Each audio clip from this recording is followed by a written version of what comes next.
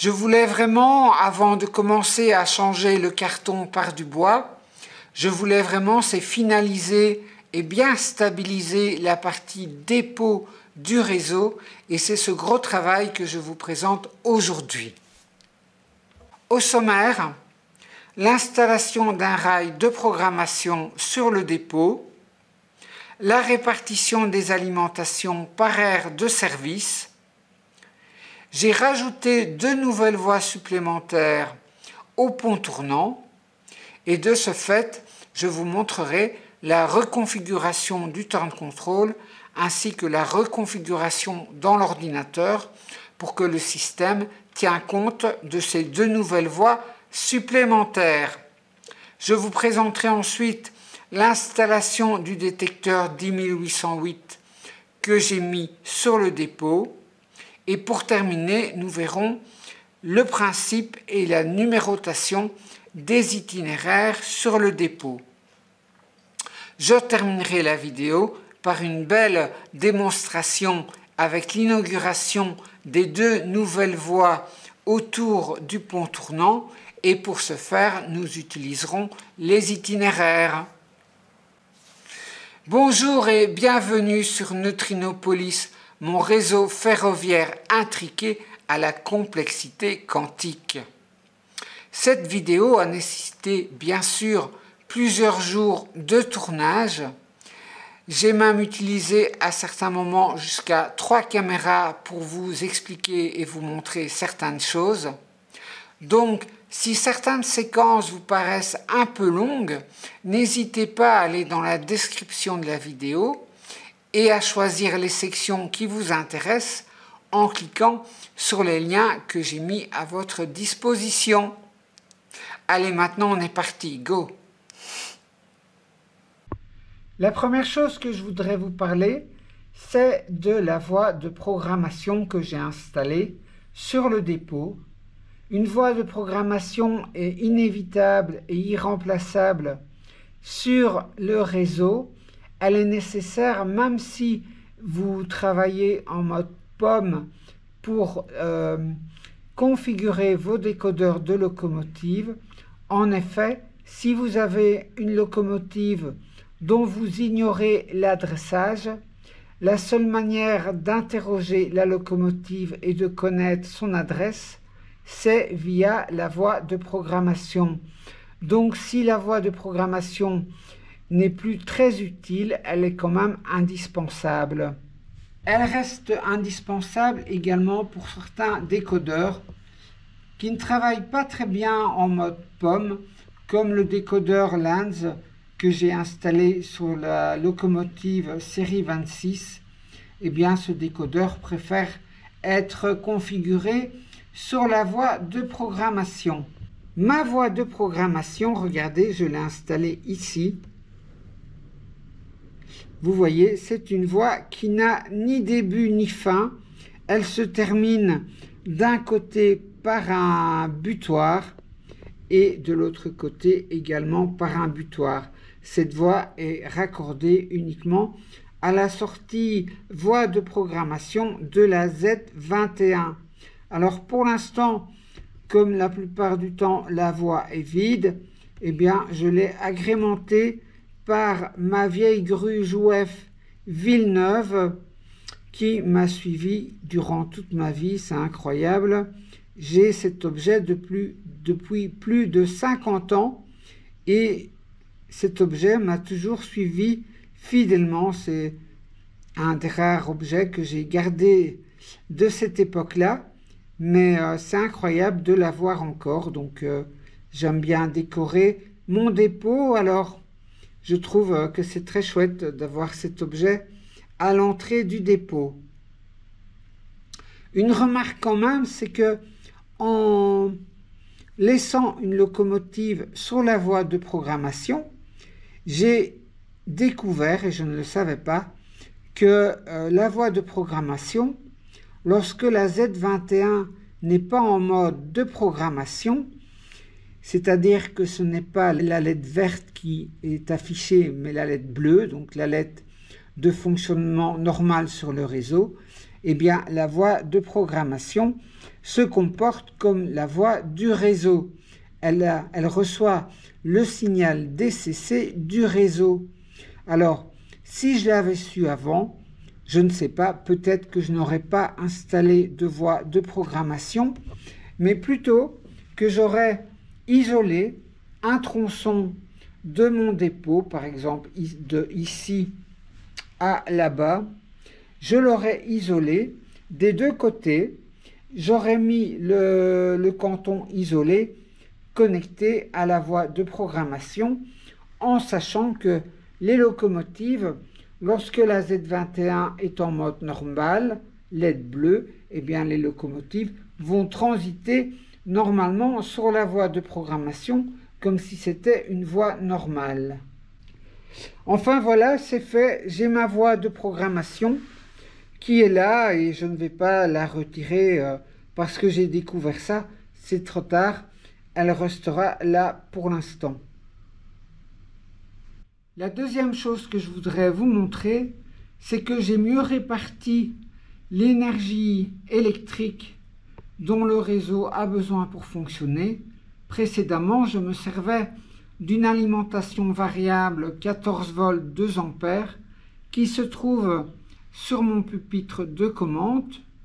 Et cette alimentation, en fait, se baladait le long des tables et alimentait les différentes aires de service, donc l'aire là-bas de service nord, ici de service sud, le service sud du réseau et le service nord du réseau.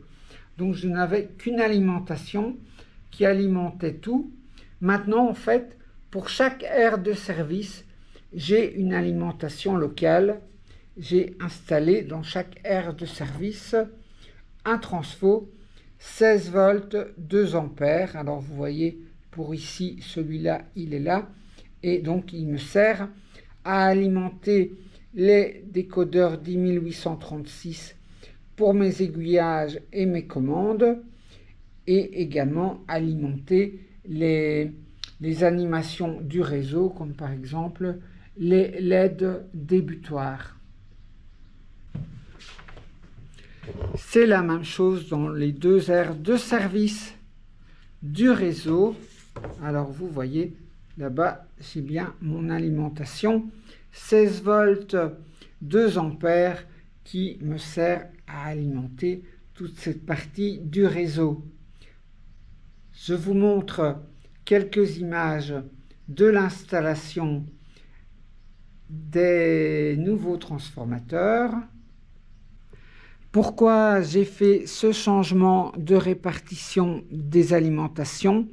Eh bien, je me suis rendu compte que dans certaines situations où le réseau consomme beaucoup d'électricité, par exemple lorsque j'ai la plupart des relais qui sont en position collante, eh bien, certains aiguillages qui ont besoin de plus d'électricité que d'autres n'avaient plus assez d'ampères pour se positionner correctement et donc restaient à leur position initiale lorsque je demandais un changement. Donc ce que je vais faire, j'ai mis les feux ouverts pour que un maximum de relais colle.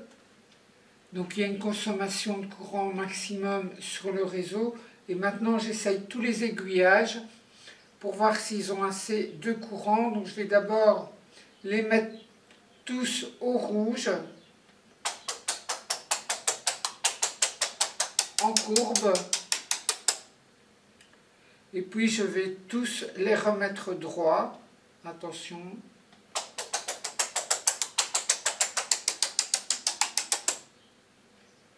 Et donc pas de problème maintenant, on entend que tous les aiguillages fonctionnent correctement, même avec une alimentation des relais maximale.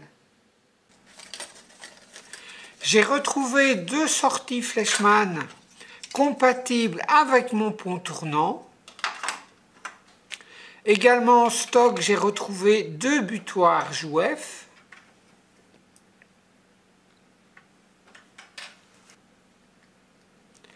Je vais donc pouvoir en profiter pour augmenter de 2 le nombre de voies autour de mon pont tournant. La première étape, c'est le nettoyage des butoirs. Je retire les résidus de colle afin d'assurer une bonne stabilité au butoir.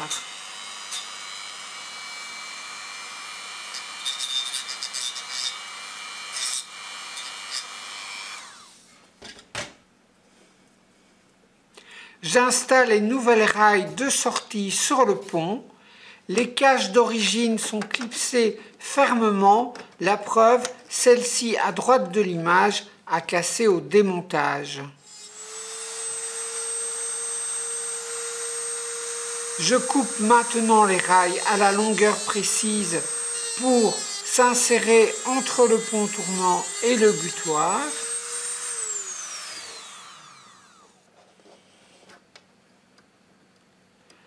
L'assemblage est ensuite réalisé avec soin pour garantir un alignement optimal.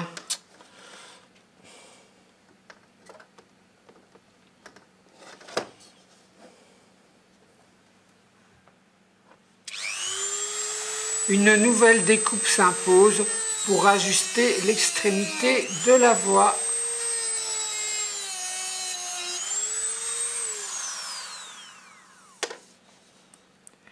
Les rails étant positionnés, je trace et je découpe le liège de ballast avec le soin qu'il faut. J'applique la colle à bois sur le liège.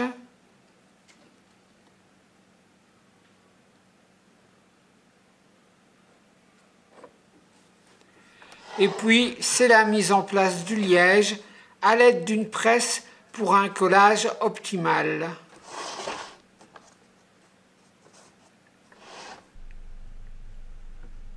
Les rails étant désormais posés, je rallonge les fils des diodes intégrés au butoir.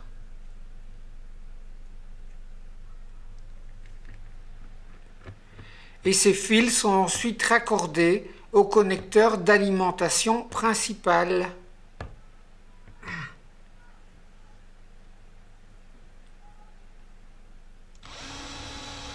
Je perce les ouvertures nécessaires au passage des câbles d'alimentation pour la voie de garage. Un léger passage à l'aspirateur élimine les copeaux.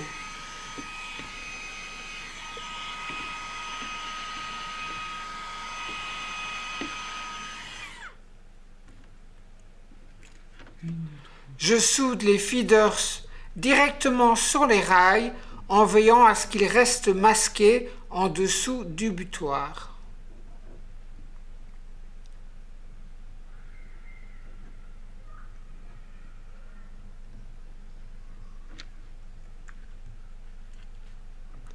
Les fils sont ensuite raccordés proprement au bus DCC en respectant la polarité.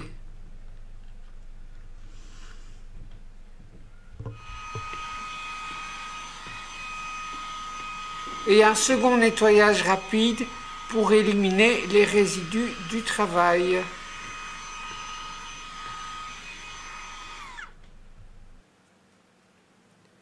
Je reproduis la même procédure pour la deuxième voie de garage, orientée cette fois-ci vers la seconde aire de service.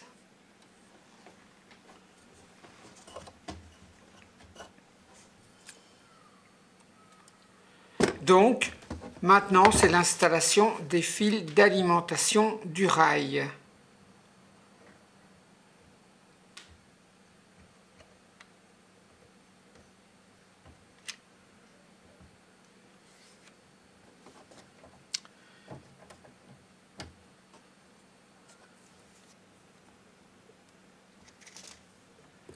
J'étame ensuite chaque fil afin d'assurer une connexion fiable dans les borniers.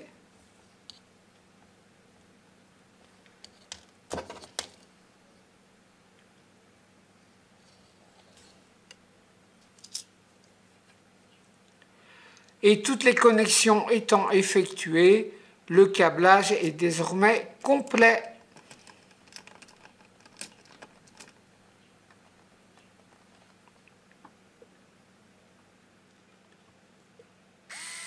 Enfin, les voies sont fixées définitivement sur la planche à l'aide de vis pour un maintien durable.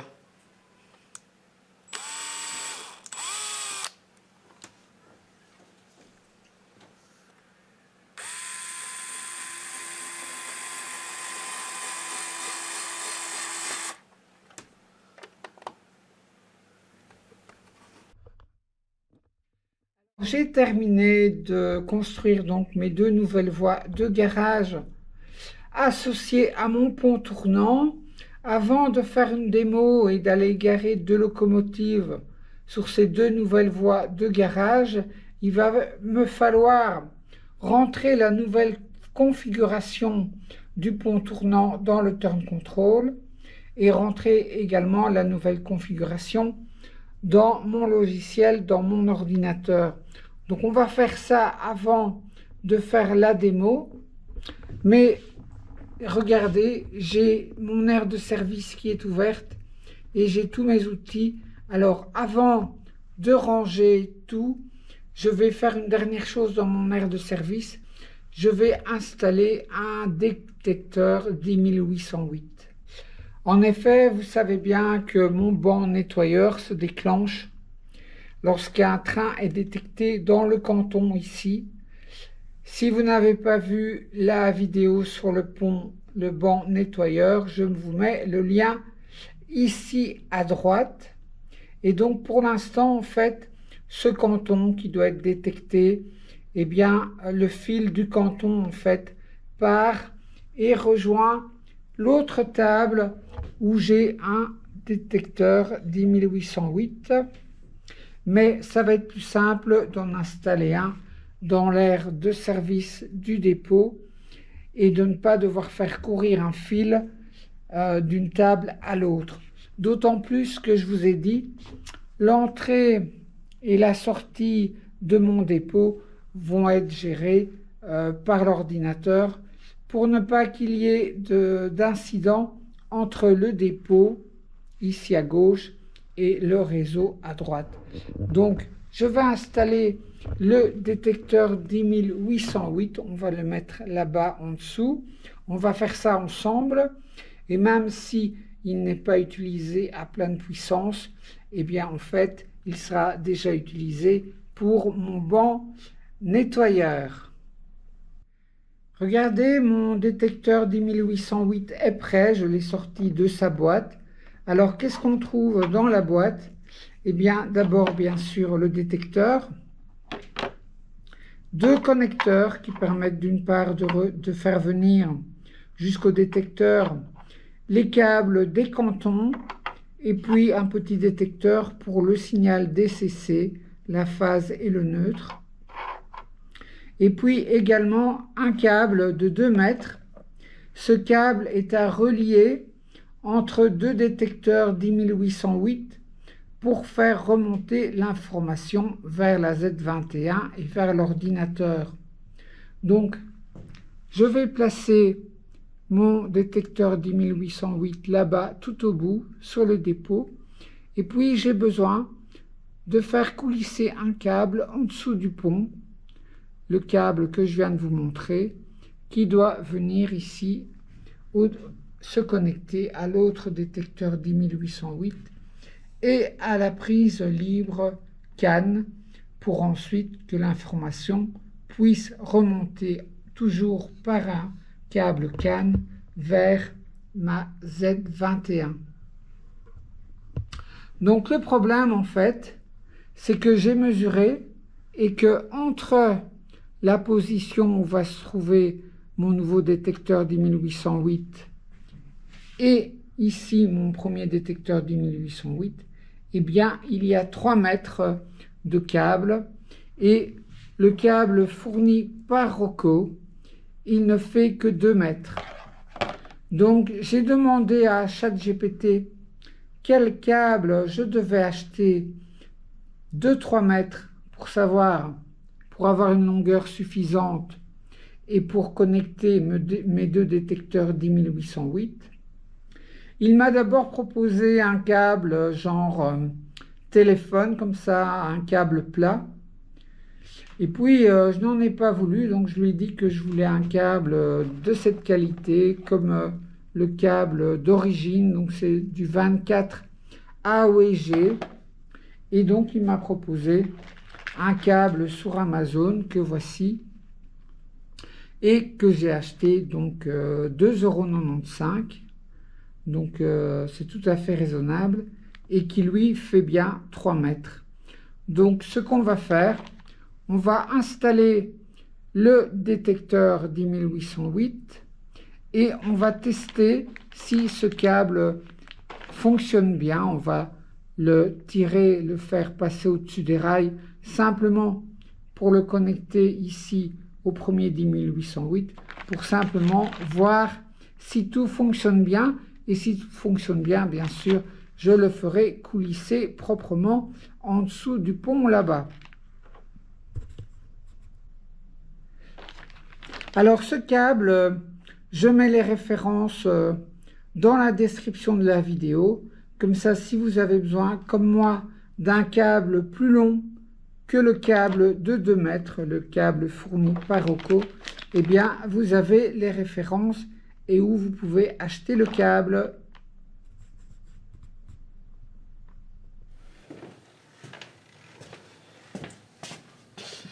Alors, je pense l'installer ici, pas trop loin de mes arrivées des fils venant du dépôt.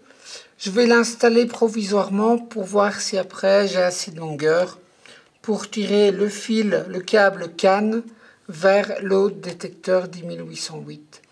Donc ce que je vais faire d'abord, c'est m'occuper de l'alimentation DCC qui doit arriver par ce petit connecteur.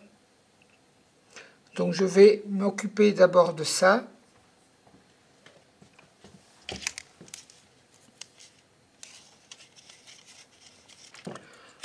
Alors je vais bien sûr étamer les fils pour être certaine qu'ils tiennent bien en place dans leurs connecteurs respectifs. Donc j'étame les fils des deux côtés.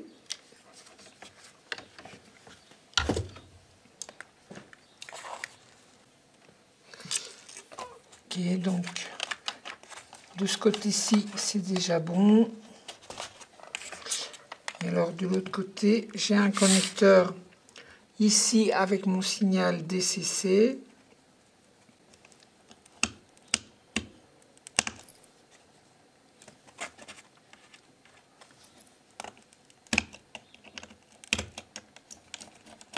Ok, ça a l'air bon. Alors ce qu'il me reste à faire pour pouvoir le tester, c'est d'abord de rentrer le premier canton, c'est-à-dire le canton où il y a mon banc nettoyeur.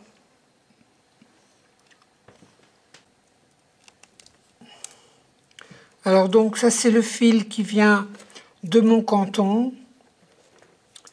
Et par exemple je vais le mettre dans le pin 1 du connecteur du détecteur 10808. Voilà, alors.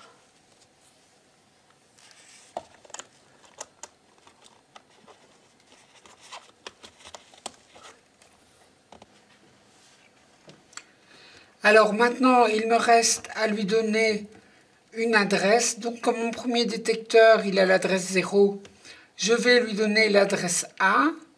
Alors je le mets en mode configuration, j'appuie une seconde ici. Voilà, la LED blanche se met à clignoter. Et maintenant, je dois envoyer un ordre sur le réseau et il va prendre l'adresse de l'ordre qu'il trouve. Donc par exemple, je vais envoyer un ordre à l'aiguillage 1 et lui va recevoir l'ordre et il va prendre l'adresse 1.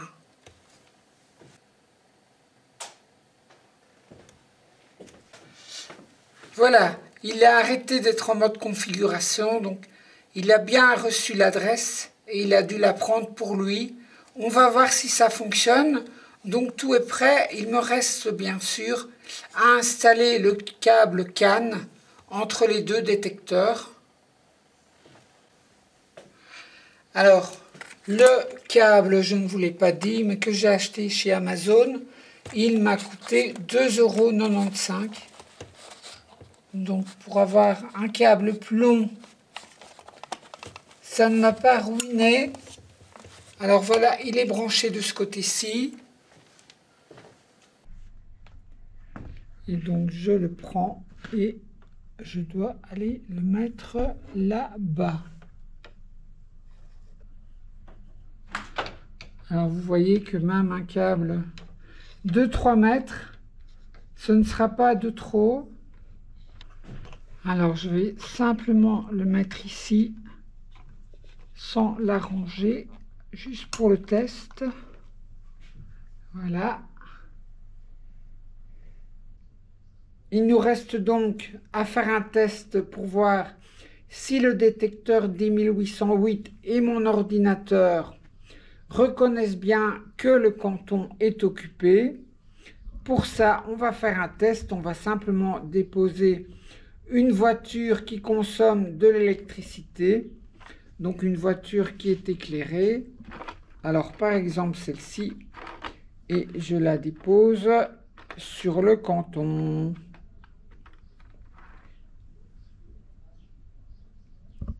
Alors on peut aller voir maintenant si l'ordinateur a bien détecté la voiture.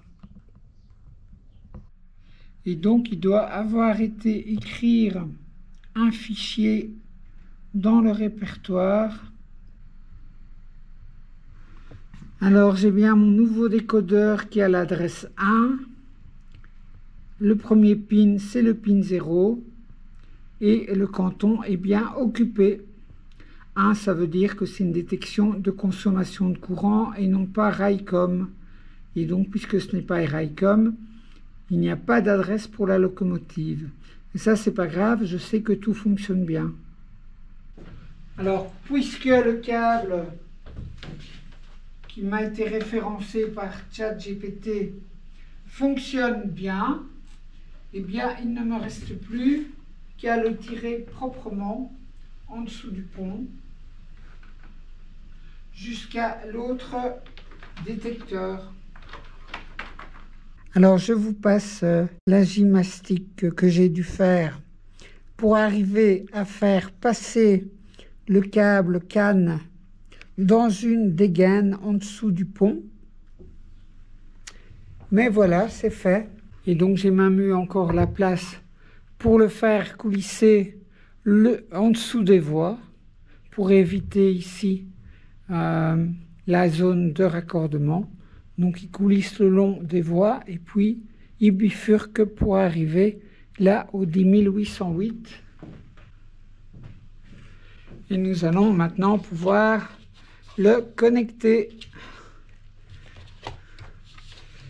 Alors peut-être que celui-ci, je vais le mettre plus à gauche. Et comme ça, j'ai la place pour le nouveau.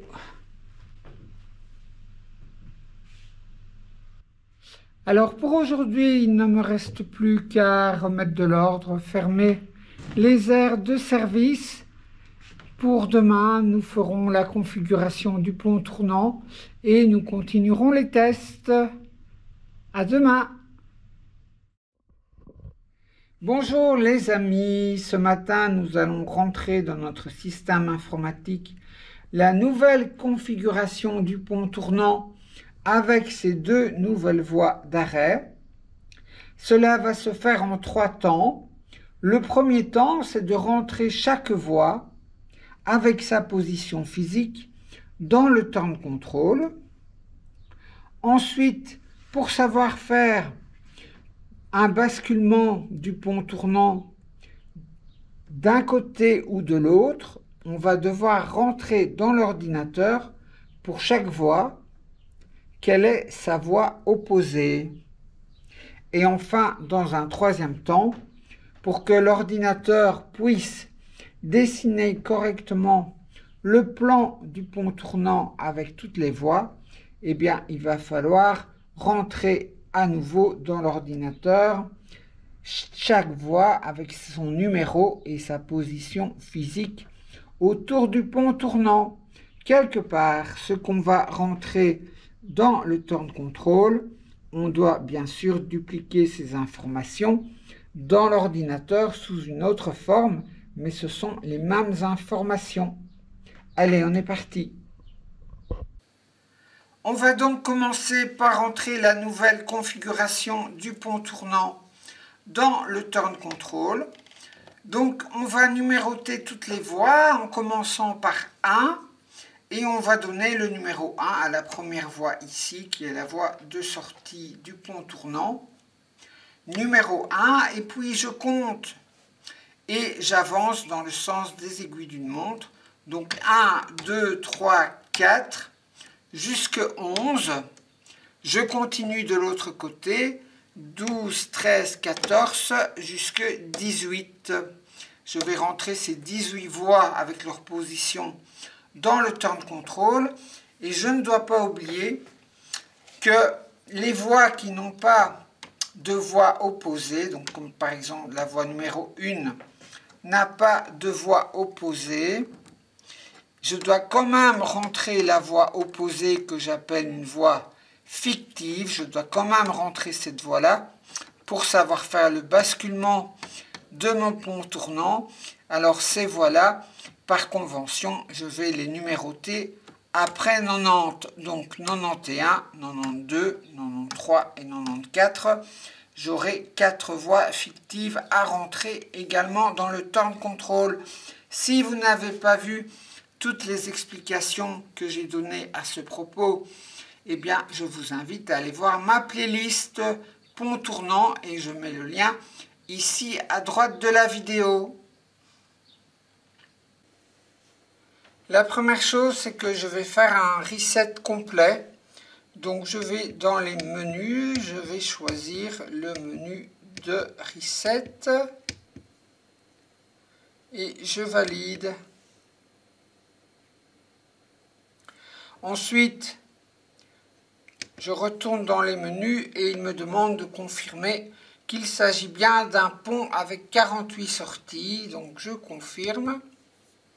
Il me demande de confirmer qu'il s'agit bien d'un pont à commutation. Donc soit il alimente à gauche, soit il alimente à droite la voie. Et je confirme.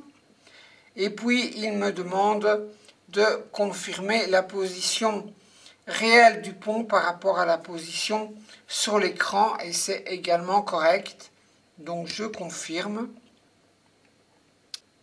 Alors maintenant on va commencer la programmation du pont. Donc je vais dans le menu programmation et je n'ai qu'à positionner le pont sur la première voie. La voie numéro 1, je valide. Il me demande ensuite de confirmer qu'il s'agit bien de cette voie-là. Je valide encore une fois. Et puis, c'est la voie numéro 1. Je mets le 1 et je valide. Je recommence pour la voie numéro 2. Je valide la position, je valide le sens et je mets numéro 2.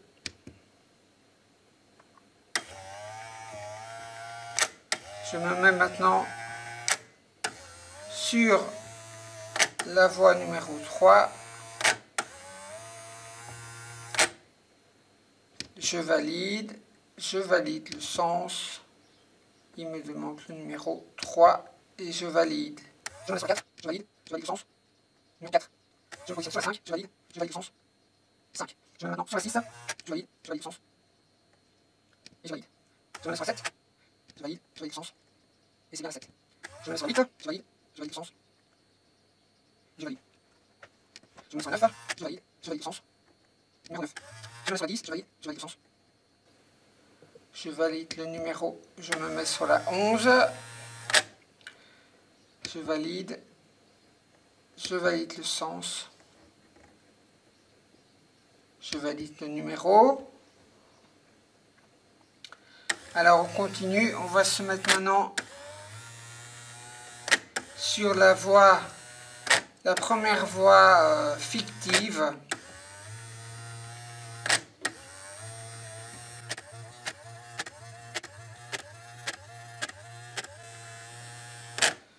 Voilà, donc je valide le sens. Et là, c'est la voie 91.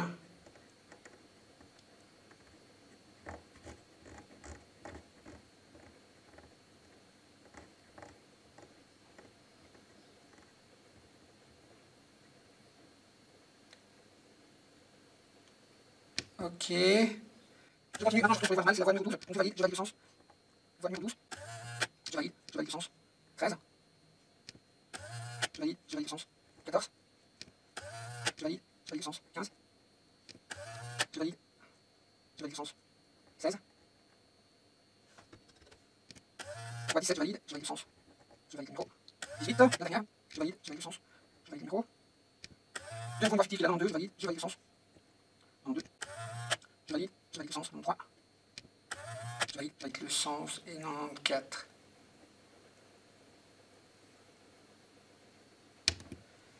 Et j'ai terminé. Je peux sortir de mes menus.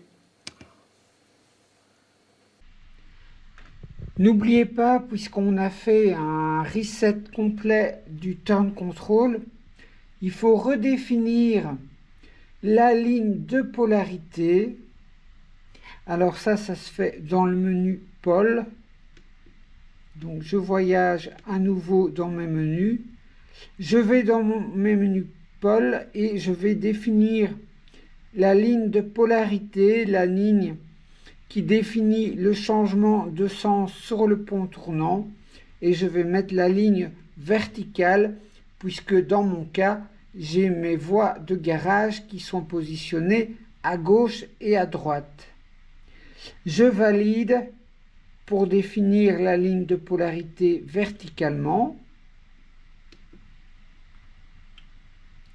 Et puis je dois également respécifier que sur le pont tournant, pendant que le pont tournant bouge, eh bien, il faut garder de la tension sur le pont tournant afin de garder en fonctionnement les animations de la locomotive comme le bruit ou les phares.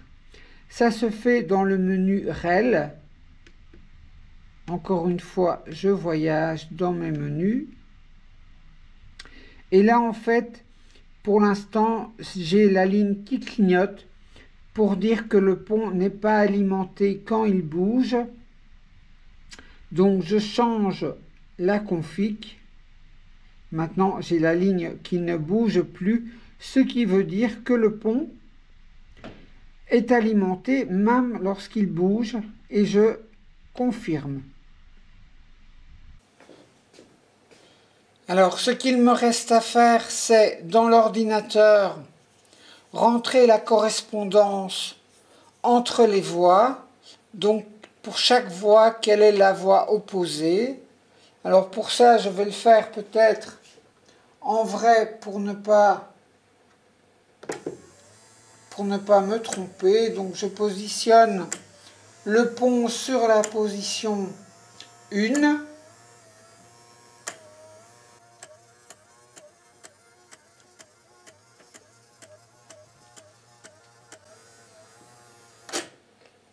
Ok, et je vois que l'opposé, eh bien, c'est la voie fictive 91. Donc c'est correct dans mon fichier. La voie numéro 2, l'opposé, ce sera la voie non plus 11, mais 12. La voie 3, ce sera 13. La voie 4, ce sera 14. 5, ce sera 15. 6, ce sera 16, 7, ce sera 17, 8, ce sera donc 18, 9, 91,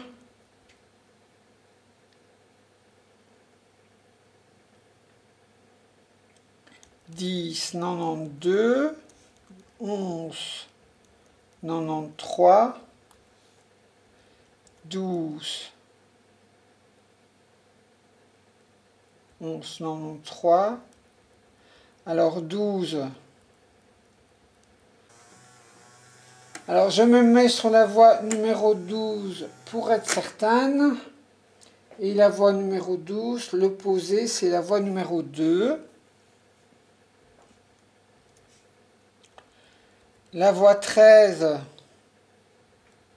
ce sera donc 3. La voie 14, ce sera 4.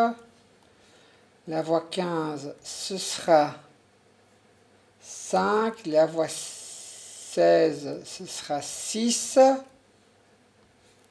Je dois continuer. Donc je recopie. La voie 17, ce sera 7. Et la voie 18, ce sera 8. Alors, je vais me mettre sur la voie 18 pour être certaine.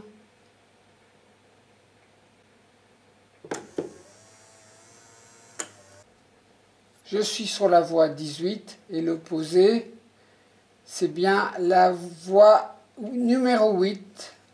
1, 2, 3, 4, 5, 6, 7, 8.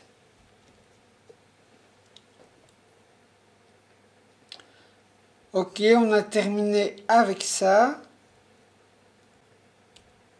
Maintenant, je dois aller, c'est rentrer la carte du pont tournant. Et ça se fait ici. Alors, c'est la position physique des voies.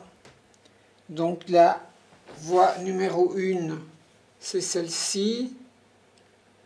La position numéro 1, c'est celle-ci.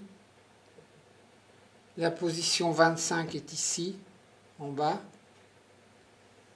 Et donc j'ai bien mes 48 positions physiques. Donc à chaque voie, je dois rentrer une position physique. La voie numéro 1, c'est 32. La voie numéro 2, c'est 33, etc. Et ainsi de suite jusque 11, qui est la voie qui est sur la voie physique 42. La voie numéro 12, ce sera 9, 13, 10, 14, 11, 15, 12, 16, 13, 17, 14. Et pour terminer, la voie 18, la position 15.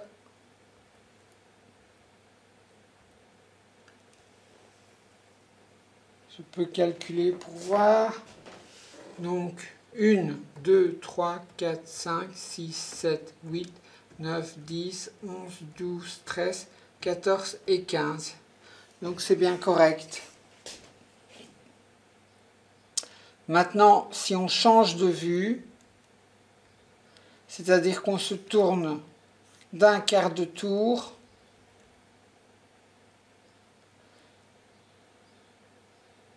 un est à la position 20, 2, 21, 3, 23. Tout ça est bon jusque 11, qui est donc à la position 30. 12 est à 46, 13, 14, 15, 16.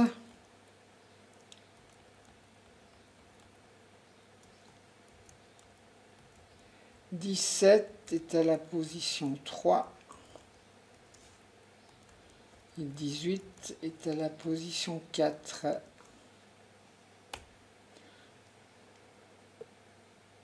Donc je regarde bien. Donc je regarde bien si la première était bon. C'était la position 20. 1, 2, 3, 4, 5, 6, 7, 8, 9, 10, 11, 12, 13, 14, 15, 16, 17, 18, 19, 20. Ça c'est bon. Par contre, ici, le 12, c'est la position 48, 47, 46, 45. Je regarde si c'est bon. Non, ici, j'ai mis 46 et c'est 45. Donc 12, c'est 45. 13, 46. 14, 47.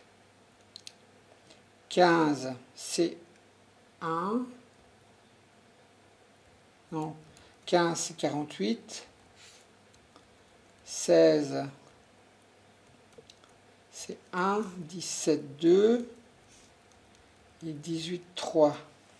C'est bien ça, hein. Position 1, 2, 3. Pour être sur le 18. Alors, il ne nous reste plus qu'à essayer. Oui, une chose que je dois dire, c'est que je dois aller dans mes fichiers de configuration d'abord pour initialiser la position physique du pont à la position dans mon logiciel. Donc, je vais aller dans mes fichiers de configuration. Pour le moment, le pont est à la voie 18.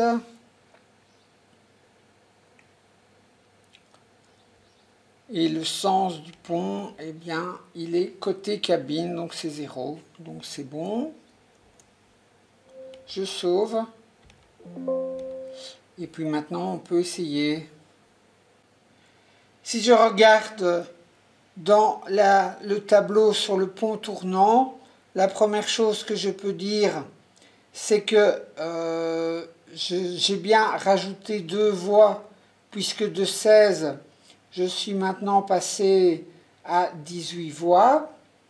Je vois que pour l'instant, le pont est sur la voie 18, côté cabine. Donc c'est bien correct. On peut faire un essai, par exemple, on va mettre le pont sur la voie 16, de 18 à 16, côté cabine, et c'est bien correct aussi. Je peux maintenant visualiser le pont sur mon écran, et pour ça, eh bien, je vais cliquer sur la petite icône avec l'œil. Et je vois bien effectivement que le pont est bien sur la voie 16, côté cabine. Donc ça fonctionne bien. Je vous parle pour terminer des itinéraires que j'ai mis en place sur le dépôt. Un itinéraire, c'est le positionnement d'un certain nombre d'aiguillages qui permettent au train d'arriver sur une certaine voie du dépôt. Alors j'ai mes trains, vous savez, qui rentrent dans le dépôt par cette voie-ci et qui en sortent par cette voie-là. Pour rentrer, j'ai mis au point 6 itinéraires. Pour arriver sur la voie devant le pont tournant ici, c'est l'itinéraire numéro 1. Par cette voie-ci, l'itinéraire numéro 2. Pour arriver sur les voies de stockage, itinéraire numéro 3, numéro 4, numéro 5 et numéro 6. Pour sortir du dépôt, j'ai également des itinéraires et j'ai gardé les mêmes numéros. Donc pour sortir du dépôt à partir de cette voie-ci, c'est l'itinéraire numéro 6, numéro 5, numéro 4, numéro 3 et numéro 1 et 2. Ce numéro spécial, 1 et 2, il correspond à la sortie du pont tournant qui correspond à l'itinéraire numéro 1 et 2 pour entrer. Il y a donc l'itinéraire 1 et 2 pour en sortir. Sur mon écran de contrôle, j'ai rajouté 6 boutons correspondant à mes 6 itinéraires d'entrée et 5 boutons correspondant à mes 5 itinéraires de sortie. Pour l'instant, tous les boutons sont au rouge puisque aucun itinéraire n'est programmé. Je vous rappelle ici que j'ai mes boutons pour mes aiguillages pour travailler individuellement avec chaque aiguillage. Et si je prends un itinéraire, par exemple, je vais dire que je veux ouvrir la voie numéro 6 pour les trains. Je prends donc l'itinéraire numéro 6. Eh bien, j'ai deux aiguillages qui se sont mis à courbe pour que l'itinéraire soit valide. Et vous voyez maintenant que c'est un bouton R qui indique que l'itinéraire est valide. Si je change un des aiguillages, par exemple le Q, je le remets droit. Vous voyez que ça a une répercussion dans mes itinéraires puisque maintenant le 6 n'est plus valide, mais c'est le 2.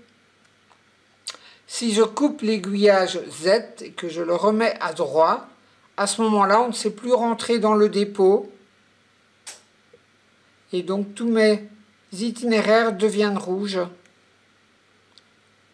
Alors, vous voyez qu'il y a donc une correspondance entre les itinéraires et la position des aiguillages individuellement et inversement. Alors, j'ai mis quand même une journée pour programmer cela parce que ça n'a pas été aussi facile que ça. On termine la vidéo par le petit scénario de démonstration. J'ai deux locomotives à être parquées autour du pont tournant. J'ai d'abord la locomotive belge série 26 et puis j'ai la vieille locomotive de la RFA, la DR 132. Le scénario est celui-ci. On va placer la première locomotive sur la voie numéro 15 du pont tournant et la deuxième locomotive sur la voie numéro 16 du pont tournant avant de les parquer sur les voies de garage. Pour ça, je vais d'abord utiliser l'itinéraire numéro 1 pour la première locomotive et je peux maintenant la positionner.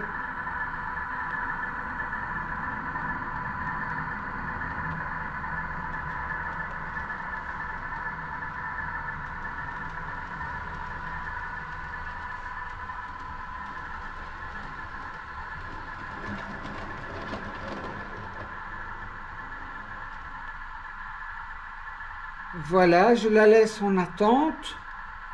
Je vais maintenant préparer les voies pour la deuxième locomotive. Et donc, je vais programmer l'itinéraire numéro 2. Je peux maintenant démarrer la locomotive.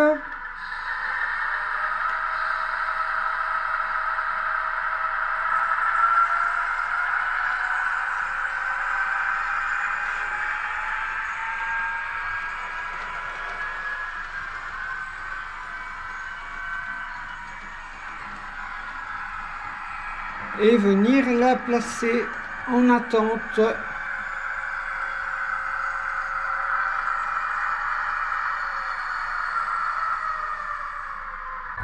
Je vais d'abord m'occuper de la locomotive belge que je vais aller placer sur la voie numéro 11.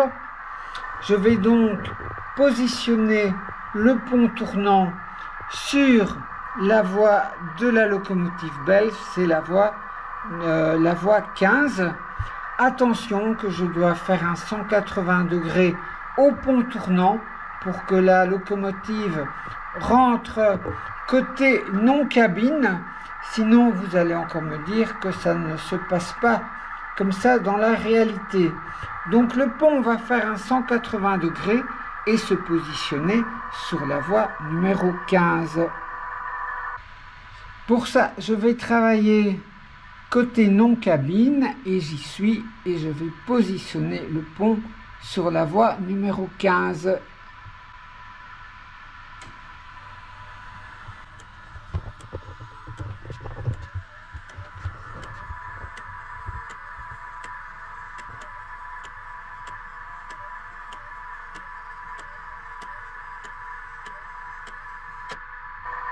Je peux maintenant engager la locomotive sur le pont.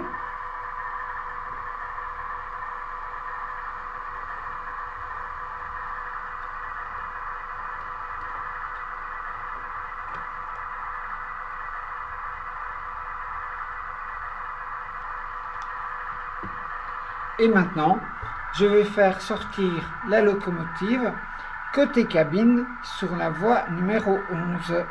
Pour ça, je vais travailler côté cabine et je me positionne sur la voie numéro 11. Remarquez qu'il y a toujours de la tension sur le pont. Vous voyez que les phares sont toujours allumés pendant le mouvement du pont. Et puis maintenant, je vais de nouveau engager la locomotive pour la faire sortir.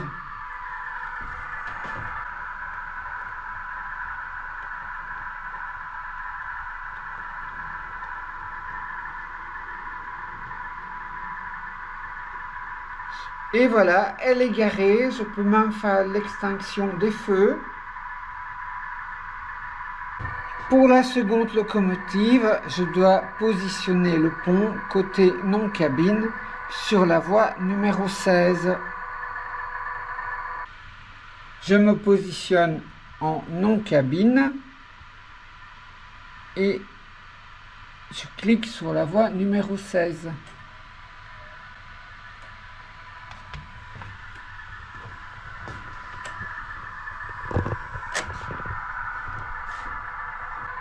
Je peux engager la locomotive sur le pont.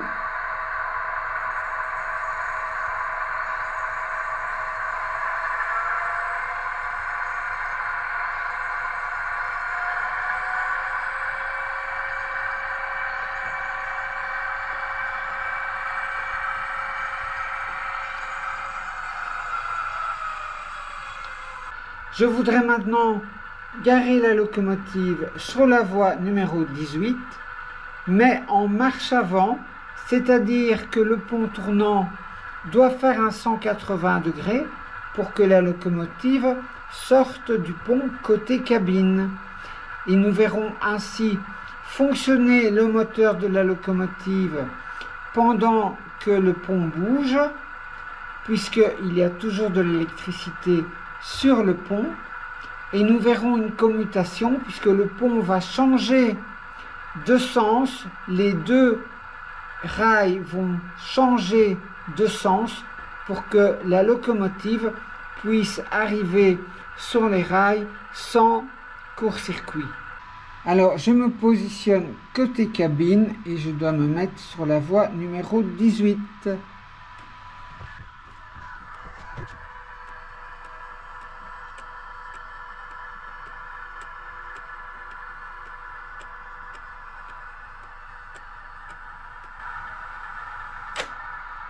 Enfin, je peux démarrer la locomotive en sens avant pour la positionner correctement sur la voie de garage.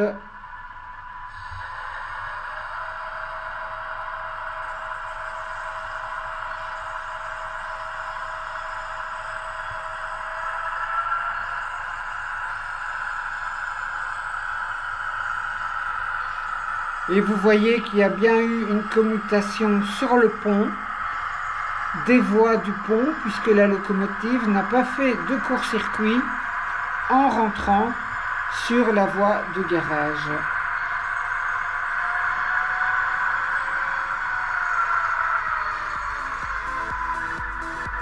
Voilà, elle est parquée. Je peux enfin éteindre les phares et son moteur.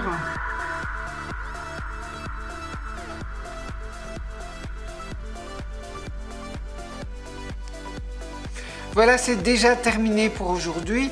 Etienne, je ne t'oublie pas, le déballage de ton colis arrive dans la prochaine vidéo. Quant à vous tous, je vous dis merci d'avoir voyagé avec moi sur les rails de la créativité. N'oubliez pas que la prochaine station, c'est la vôtre. Donc faites du train et puis surtout si ce n'est pas encore fait, abonnez-vous à ma chaîne. Allez, salut, au revoir, ciao.